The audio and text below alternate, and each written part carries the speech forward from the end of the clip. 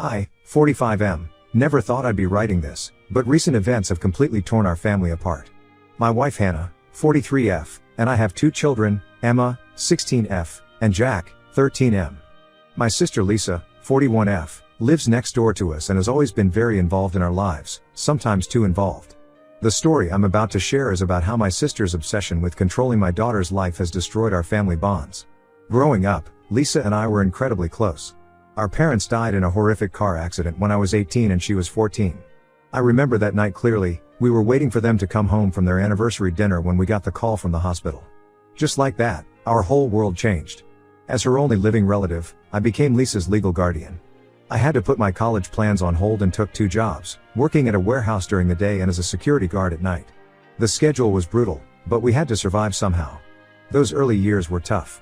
Lisa was dealing with typical teenage issues while grieving our parents, and I was barely an adult myself trying to be both a brother and a parent to her.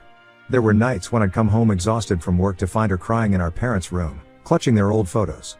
I did my best to comfort her, but I knew I could never replace what we'd lost. I met Hannah when I was 23 at the diner where she worked.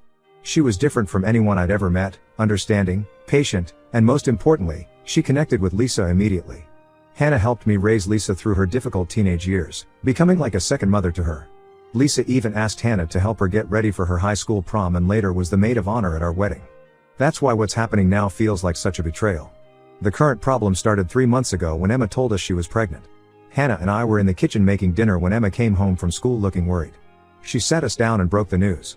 Yes, it was shocking, and yes, we were disappointed at first, but we decided to support her after careful consideration. The father is her boyfriend Tom, 17M, whom she's been dating for 2 years.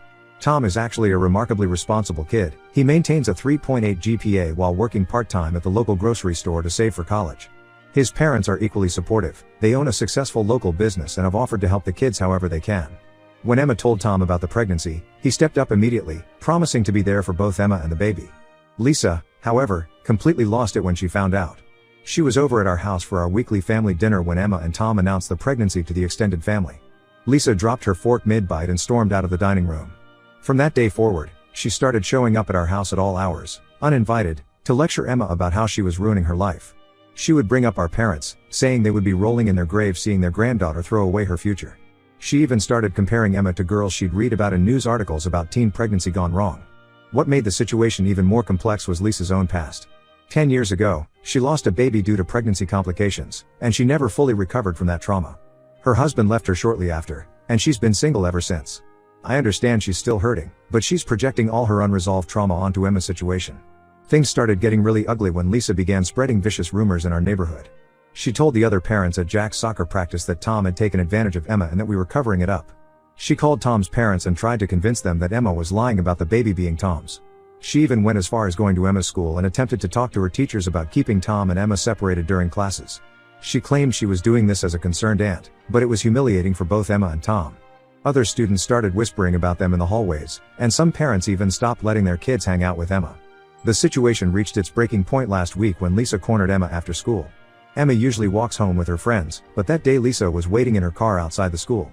She showed Emma a bunch of photos she'd printed from the internet, pictures of struggling teen mothers, statistics about teen pregnancy and dropout rates, and stories about teen fathers abandoning their responsibilities. The worst part was when she told Emma that Tom would eventually abandon her just like Lisa's ex-husband had abandoned her during her pregnancy. Emma came home completely distraught, mascara running down her face, barely able to speak through her sobs. That night, she sent Tom a text breaking up with him, saying she couldn't handle the pressure anymore. I tried to talk to Lisa about her behavior, but she refused to listen to reason. She kept insisting she was protecting Emma from making the same mistakes she did. When I reminded her that her loss, while tragic, wasn't Emma's burden to bear, she exploded. She accused me of betraying her and forgetting everything we went through after our parents died. She brought up how she had supported my relationship with Hannah and how she'd always been there for our family. Hannah attempted to mediate the situation. She invited Lisa over for coffee and tried to help her understand that while her concerns came from a place of love, her actions were causing real harm to Emma. But Lisa wouldn't hear it. Instead, she started showing up at our house at random times, trying to convince Emma to either get an abortion or consider adoption. She would leave pamphlets about adoption agencies in our mailbox and send Emma links to articles about abortion clinics. Emma became increasingly stressed and withdrawn, which worried us about her health and the baby's well-being. When we asked Lisa to stop, she accused us of choosing Emma's mistake over family loyalty. I finally reached my breaking point yesterday. I told Lisa she was no longer welcome in our lives until she could respect our decisions as parents and apologize to Emma and Tom for her behavior. I changed our locks and made it clear that if she continued harassing Emma, I would get a restraining order. Lisa broke down crying in our driveway, saying I was throwing away our relationship just like I threw away my future to raise her. Those words hit hard. They brought back all the memories of those difficult years after our parents died. But I couldn't let her continue hurting my daughter. Now our extended family is divided. Our cousins say I'm being too harsh on Lisa given her past trauma, while our aunts support my decision to protect Emma. Emma is still dealing with the aftermath of breaking up with Tom, and his parents have reached out wanting to help fix things. I'm standing firm on my decision to keep Lisa away, but the guilt of cutting off my only sister, the last connection to our parents, is eating at me. Ida? Update 1: The situation has gotten significantly more complicated, and I need to share what's been happening. After my original post, Emma and Tom started texting again. It began with Tom sending Emma a simple message asking about her health and the baby. Emma had been miserable since their breakup, barely eating and spending most of her time in her room, so seeing her smile at her phone again gave us hope. They started having long conversations late into the night, trying to figure out how to move forward together. However, Lisa somehow found out about their reconnection, and her reaction was explosive. Last Thursday, she showed up at the grocery store where Tom works. I heard about what happened from multiple sources, including Tom's manager and several customers who witnessed the incident. Lisa walked into the store during Tom's shift and started screaming at him in front of customers, calling him a predator and accusing him of taking advantage of underage girls. She even pulled out her phone and started recording him while following him around the store, demanding he admit to manipulating Emma. Tom tried to stay professional and asked her to leave, but Lisa only got more aggressive. She started knocking items off the shelves and demanding to speak to the manager. When the manager came out, Lisa launched into a tirade about how they were employing a sexual predator and threatened to call the local news stations. Thankfully, the manager, Mr. Johnson, has known Tom since he started working there 2 years ago and was aware of the whole situation. Emma used to come to the store to have lunch with Tom during his breaks. Instead of firing Tom, Mr. Johnson called the police and had Lisa escorted out. He later told Tom's parents that Lisa had also been calling the store multiple times a day, trying to get information about Tom's schedule. But that's not even the worst part. Yesterday, Emma came to us with something disturbing. She showed us her social media accounts, where she'd been receiving messages from what appeared to be other teenage mothers sharing horror stories about their experiences. These accounts were sending her detailed stories about being abandoned by their boyfriends, dropping out of school, and ending up homeless. Emma had been emotional about these messages, thinking these were real people trying to warn her. However, she noticed something odd. All these accounts were created within the last month, and they all used similar writing patterns. Hannah and I spent hours going through these messages with Emma, and we discovered that Lisa had created at least 5 fake social media profiles. She'd been using these accounts to manipulate Emma's emotions and pressure her into terminating her pregnancy. She even went as far as to create a fake profile pretending to be Tom's non-existent ex-girlfriend, claiming he had gotten her pregnant last year and abandoned her. The most shocking revelation came yesterday when Hannah ran into Amanda, Lisa's ex-husband's new wife, at the grocery store. Hannah and Amanda got to talking, and what Amanda revealed turned our whole understanding of the situation upside down. According to Amanda, Lisa had never actually been pregnant 10 years ago. The miscarriage story that Lisa had used to guilt trip Emma was completely fabricated. Amanda explained that Lisa's ex-husband, Mark, had left her because of her increasingly obsessive behavior and her lies about being pregnant to try to keep him from leaving. The real story, as Amanda explained it, was that Lisa had stopped taking her birth control without telling Mark and had been trying to get pregnant without his knowledge. When he discovered this and confronted her about it, she claimed she was already pregnant. Mark asked for proof, but Lisa kept making excuses about why she couldn't show him any test results or ultrasound images. This went on for months, with Lisa claiming to be pregnant while refusing to see a doctor. The final straw came when Mark discovered she had been browsing websites about how to fake pregnancy symptoms and documents. He left her immediately after that. Lisa had managed to keep this secret from all of us for a decade.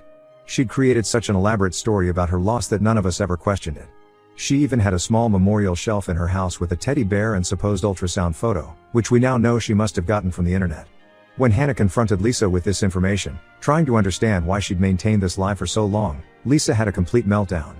She started screaming that none of us understood her pain and that she had to lie because everyone expected her to be happy about Hannah and me having kids while she couldn't have any of her own. She admitted to the fake pregnancy but tried to justify it by saying she had wanted a baby so badly that it felt real to her. She even tried to claim that her lie was different from other lies because she had genuinely grieved for this non-existent baby. Through all of this chaos, Tom's parents have been incredibly supportive. They came over last night for dinner, and we all had a long discussion about how to move forward.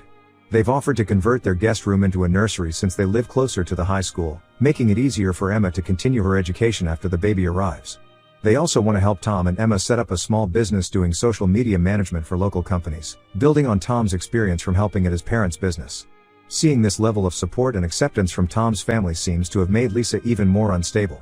She's been telling neighbors and posting on community Facebook groups that Tom's parents are trying to steal Emma from us, claiming they're grooming her with promises of money and support. She's even started driving by their house multiple times a day, taking photos of who comes and goes. We're seriously considering that restraining order now, not just for Emma's protection but for everyone involved. Update: 2 things have taken an even more twisted turn in our family situation.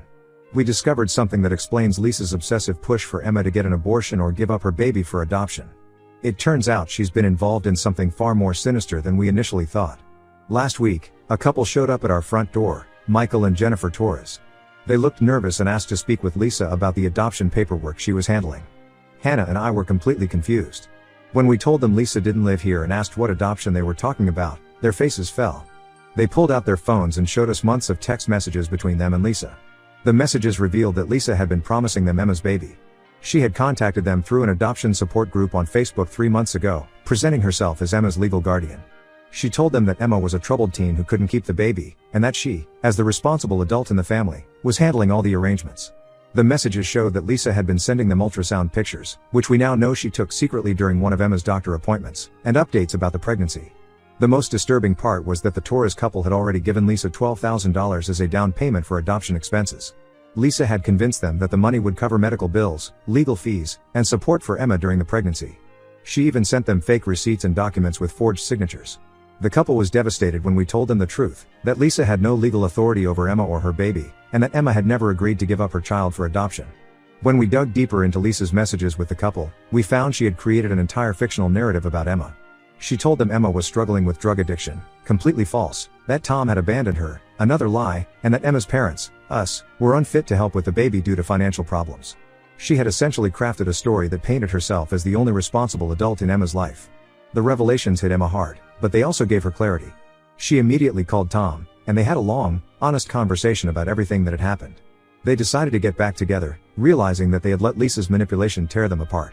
They're now working with Ms. Rodriguez, the school counselor, to plan their future together. The baby is healthy, they learned last week it's a girl, and seeing the ultrasound together seems to have strengthened their commitment to making things work. Tom has really stepped up. He talked with his manager and took on extra weekend shifts at the grocery store. He's also looking into community college programs that offer flexible schedules for working parents. His parents are helping him research scholarships specifically designed for young fathers continuing their education. Emma's been inspired by Tom's initiative and is working with her teachers to arrange a modified schedule that will let her complete her junior year before the baby arrives. However, Lisa's lies haven't just affected our family. We've learned she's been presenting herself to the neighborhood as a licensed counselor specializing in troubled teens. She's been charging parents for advice about their children while simultaneously spreading false stories about our family's situation to validate her expertise. One parent, whose daughter was struggling with anxiety, paid Lisa $500 for counseling sessions before discovering Lisa had no credentials or training. This parent reported Lisa to the State Board of Licensed Counselors, which prompted an investigation into her activities. The investigator found that Lisa had been operating this fake counseling service for over 6 months, seeing multiple clients in her home office and even writing unofficial prescriptions for herbal supplements she claimed would help with various mental health issues. The Torres couple is planning to take legal action to recover their money. They've been kind enough to share all their documentation with us, which will help if we need to take further legal steps to protect Emma. Tom's parents have put us in touch with their family lawyer, who is helping us understand our options. We held a family meeting last night, Emma, Tom, both sets of parents, and Jack, who's been struggling to understand everything that's happening. We all agreed that we need to focus on the future and create a stable environment for Emma, Tom, and their daughter. Tom's mom suggested we start planning a small baby shower, something positive to look forward to after all this stress. Seeing everyone come together to support these kids has been the one bright spot in this whole mess. Update 3: The dust has finally settled on this whole situation, though not in a way anyone could have predicted. Lisa moved away last month after the investigation into her fake counseling business became serious. The state board found evidence that she had counseled at least 15 different families, collecting over $7,000 in fees while dispensing potentially harmful advice about mental health and medication. Before she left, Lisa sent Emma a letter that I think shows she hasn't really changed. The letter started with an apology, but quickly devolved into justifications and subtle guilt trips. She wrote about how she was just trying to protect Emma from making life-altering mistakes, and how someday Emma would understand that an aunt's love sometimes means making difficult choices. She even had the audacity to suggest that Emma name the baby after her, saying it would be a way to keep family connections strong despite the distance. Emma and Tom are doing remarkably well considering everything they've been through. Emma switched to online classes to finish her junior year early, maintaining a 3.9 GPA despite all the stress. Tom not only got promoted to shift supervisor at work but also got accepted into a local community college's business program that offers hybrid classes. They're both excited about the baby, who's due in 3 months. The nursery at Tom's parents' house is almost finished. They went with a woodland theme that Emma designed herself. We did end up getting that restraining order against Lisa. The final straw came when she tried one last time to interfere by sending anonymous letters to every college in our state where Tom had applied for their early admission programs. The letters warned the admissions offices about accepting a teen father with supposed anger issues, completely fabricated. Thankfully, Tom's excellent recommendations from his teachers and employers spoke louder than these anonymous accusations.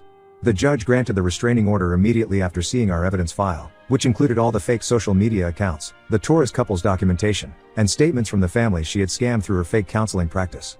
The Torres couple, Michael and Jennifer, showed unexpected kindness through all of this. After initially planning to press criminal charges against Lisa for fraud, they decided not to pursue that route when they saw how unstable she was becoming during the small claims court hearing. They did get their money back through the court, and Lisa was ordered to pay an additional $3,000 in damages. Michael and Jennifer even sent Emma a gift basket with baby supplies and a heartfelt note expressing their hopes for her and the baby's future. Our extended family finally stopped pressuring us to reconcile with Lisa when the full scope of the adoption scam came to light.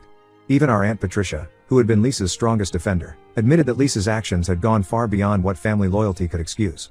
The last we heard, Lisa was living in Arizona with a distant cousin, supposedly getting help for her issues, though we're choosing to keep our distance and focus on our family's healing. Emma and Tom's relationship has grown stronger through all of this. They've started attending parenting classes together at the local community center, and Tom's mom drives them to every appointment. They're young, but they're handling this situation with more maturity than many adults I know. They've even started a small social media management business together, using skills they learned helping Tom's parents with their business's online presence. Hannah and I have noticed positive changes in our family dynamics too. Jack, who was initially confused and upset about everything, has become a supportive brother to Emma. He's excited about being an uncle and has been helping paint the nursery at Tom's house. Our weekly family dinners now include Tom's family, and watching both families blend together to support these kids has been heartwarming. As for Lisa, some family members still keep in touch with her, but we've maintained our boundaries. Sometimes protecting your children means making tough choices about family, and I'm more certain than ever that we made the right one. Emma's baby shower is next weekend, and seeing her happy and supported, surrounded by people who truly care about her well-being, confirms that cutting toxic influences out of our lives was the best decision for everyone.